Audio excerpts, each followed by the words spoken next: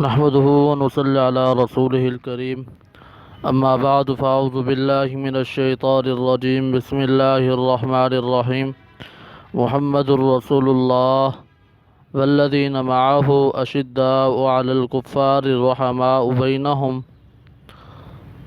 وقال الله عز وجل ألا إن أولياء الله لا خوف عليهم ولا هم يحزنون وقال النبي صلى الله عليه وسلم لو كان بعدي نبي لكان عمر صدق اللہ مولانا العظیم۔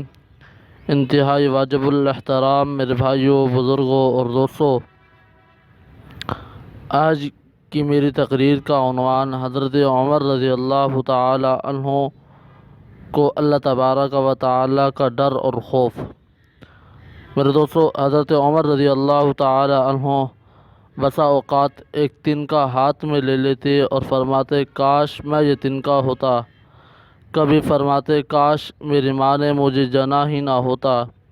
ایک مرتبہ کسی کام میں مشغول تھے، ایک شخص آیا اور کہنے لگا فلاں شخص نے مجھ پر ظلم کیا، آپ چل کر مجھے بدلہ دلوا دیجئے۔ آپ رضی اللہ تعالی عنہ نے اس کو ایک درہ مار دیا کہ جب میں اس کام کے لیے بیٹھتا ہوں اس وقت تو نہیں آتے، جب میں دوسرے کاموں میں مشغول ہو جاتا ہوں تو آ کر کہتے ہیں کہ مجھے بدلہ دلوا دو۔ وہ شخص چلا گیا، آپ نے آدمی بھیج کر اس کو بلوایا اور درہ اس کے ہاتھ میں دے کر فرمایا کہ بدلہ لے لو۔ میں نے اسے عرض کیا میں نے اللہ کے واسطے معاف کیا۔ پھر تھوڑی دیر کے بعد گھر میں تشریف لایا اور 2 رکعت نماز پڑھی۔ اس کے بعد اپنے آپ کو خطاب کر کے فرمایا اے عمر، تو کمینہ تھا، اللہ نے تجھے اونچا کیا، تو گمراہ تھا، اللہ نے تجھے ہدایت دی، تو ذلیل تھا، اللہ نے تجھے عزت دی، پھر لوگوں کا بادشاہ بنایا ہے۔ اب ایک شخص آ کر کہتا ہے کہ مجھے ظلم کا بدلہ دلوا دیجئے تو اس کو مارتا ہے، کل قیامت کے دن اپنے رب کو کیا جواب دے گا؟ بڑی دیر کے بعد اسی طرح اپنے آپ کو ملامت کرتے رہے۔ آپ رضی اللہ تعالی عنہ کے غلام حضرت اسلم رضی اللہ تعالی عنہ کہتے ہیں کہ میں ایک مرتبہ حضرت عمر رضی اللہ تعالی عنہ کے ساتھ مقام حرا کی طرف جا رہا تھا۔ ایک جگہ آگ جلتی ہوئی جنگل میں نظر آئی تو حضرت عمر رضی اللہ تعالی عنہ نے فرمایا شاید ہی کوئی قافلہ ہے جو رات ہو جانے کی وجہ سے شہر میں نہیں داخل ہوا، اس کی خیر خبر کر لیں، رات کو حفاظت کا انتظام کریں گے۔ وہاں پہنچے تو دیکھا کہ ایک عورت ہے جس کے ساتھ چند بچے ہیں جو رو رہے ہیں اور چلا رہے ہیں، اور ایک دیگچی چولہے پر رکھی ہے جس میں پانی بھرا ہوا ہے اور اس کے نیچے آگ جل رہی ہے۔ انہوں نے سلام کیا اور قریب آنے کی اجازت لے کر اس کے پاس گئے اور پوچھا کہ یہ بچے کیوں رو رہے ہیں؟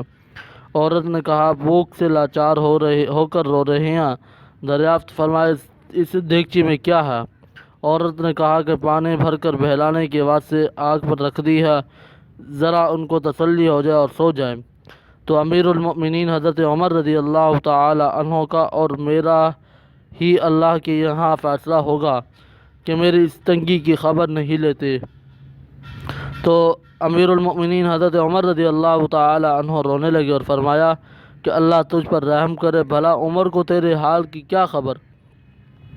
کہنے لگی وہ تو ہمارے امیر بنے ہیں اور ہمارے حال کی خبر بھی نہیں رکھتے۔ حضرت اسلم رضی اللہ تعالی عنہ کہتے ہیں کہ حضرت عمر مجھے ساتھ لے کر واپس ہوئے اور ایک بوری میں بیت المال میں سے کچھ آٹا اور کچھ کھجورے اور کچھ کپڑے اور کچھ درہم لیے، غرض اس بوری کو خوب بھر لیا اور پھر فرمایا کہ یہ میری کمر پر رکھ دے۔ میں نے عرض کیا میں لے کر چلوں؟ آپ نے فرمایا نہیں، میری کمر پر رکھ دے۔ وہ 3 مرتبہ جب میں نے اصرار کیا تو فرمایا کل قیامت میں بھی میرے بوجھ کو تو ہی اٹھائے گا، اس کو میں ہی اٹھاؤں گا، اس سے قیامت میں مجھ ہی سے اس کا سوال ہوگا۔ میں نے مجبوراً ہو کر بوری آپ کی کمر پر رکھ دی۔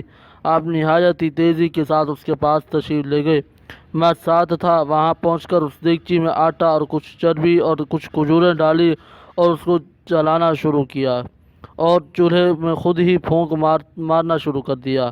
حضرت اسلم رضی اللہ تعالی عنہ کہتے ہیں کہ آپ کی گنجان داڑھی سے دھواں نکلتا ہوا میں دیکھتا رہا، حتیٰ کہ حریرہ سا تیار ہو گیا۔ اس کے بعد آپ نے اپنے دست مبارک سے نکال کر ان کو کھلایا اور خوب سیر ہو کر ہنسی کھیل میں مشغول ہو گئے، اور جو کچھ بچا ہوا تھا وہ دوسرے وقت کے واسطے ان کے حوالے کر دیا۔ وہ عورت بہت خوش ہوئی اور کہنے لگی اللہ تمہیں جزائے خیر دے، تم تھے اس کے مستحق کے بجائے حضرت عمر کے تم ہی خلیفے بنائے جاتے۔ حضرت عمر رضی اللہ تعالی عنہ نے اس کو تسلی دی اور فرمایا کہ جب تم خلیفہ کے پاس جاؤ گی تو مجھ کو ہی وہیں پاؤ گی۔ حضرت عمر رضی اللہ تعالی عنہ اس کے قریب ہی ذرا ہٹ کر زمین پر بیٹھ کے اور تھوڑی دیر بیٹھنے کے بعد چلے آئے اور فرمایا میں اس لیے بیٹھا تھا کہ میں نے ان کو روتے ہوئے تو دیکھا تھا، میرا دل چاہتا تھا کہ تھوڑی دیر ان کو ہنستے ہوئے بھی دیکھوں۔ صبح کی نماز میں اکثر سورہ کہف اور سورہ طٰہٰ بڑی بڑی صورتیں پڑھتے اور روتے تھے، اور کئی صفوں تک آوازیں جاتی تھی۔ ایک مرتبہ صبح کی نماز میں سورہ یوسف پڑھ رہے تھے تو قال انما اشکو بثی و حزنی الی اللہ پر پہنچے تو روتے روتے آواز نہ نکلی۔ تہجد کی نماز میں بعض مرتبہ روتے روتے گر جاتے اور بیمار ہو جاتے۔ تو میرے دوستو، یہ اللہ کا خوف ہے اس شخص کا جس کے نام سے بڑے بڑے نامور بادشاہ ڈرتے تھے، کانپتے تھے۔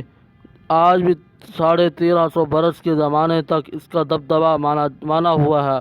آج بھی کوئی بادشاہ نہیں، کوئی حاکم نہیں، کوئی معمولی سا امیر بھی نہیں اپنی رعایا کے ساتھ ایسا برتاؤ کرتا۔ میرے بھائیوں، بزرگوں، دوستو، اللہ تبارک و تعالی سے دعا ہے کہ اللہ پاک ہم سب کو حضرت عمر رضی اللہ تعالی عنہ جیسا خوف عطا فرمائے۔ وآخر دعوانا الحمد للہ رب العالمین۔